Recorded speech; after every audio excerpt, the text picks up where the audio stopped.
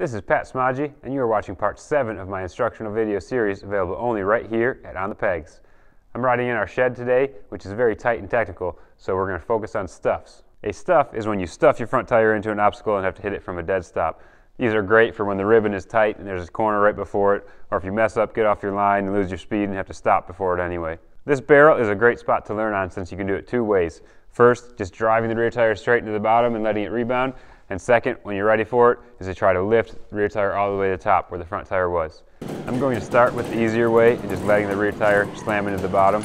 To do that, I'm going to want to wheelie into it, hit it about 3/4 of the way up and land with the clutch in and both brakes on. Find my balance, and then when I'm ready, take my foot off the rear brake, start slipping the clutch to try to stuff the front tire into the barrel a little bit harder, then start leaning all the way back, get my body over the rear tire before starting to get on the gas as I'm coming forward and pop the clutch right when I'm in the middle and getting forward and let the rear tire drive straight into it. Once the rear tire hits, I can push the bike forward and get back over the rear end to keep traction and keep the bike moving forward. Now that I have that down, I'm going to try to get a little bit more pop out of it and get my rear tire to lift up to where my front tire was. This is very important when the obstacles get bigger or if there's more undercut and you need that rear tire to go from the ground up to the top of the obstacle. The beginning of the technique is the same. You want the front tire stuffed into it, hold both brakes to get settled, get off the rear brake as you start leaning back, but instead of going straight forward, you're going to want to stomp down on the pegs and jump up as you come forward to try to get the rear tire to lift up as high as you can and push the bike forward so you can keep driving out of it. Moving on to a bit bigger of an obstacle, there's a couple things you really have to focus on when you're ready. Timing becomes much more important. You have to time your clutch and your body with your suspension.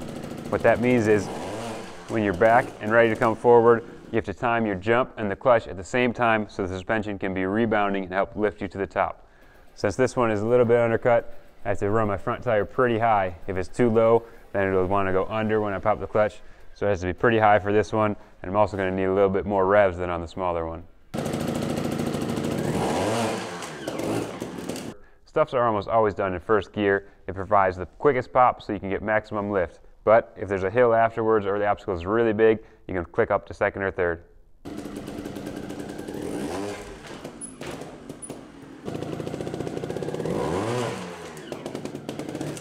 Stuffs are a great way to make an easy obstacle a lot more difficult. If you can do something with a run, start inching closer and closer to it from a dead stop until your front tire's on it.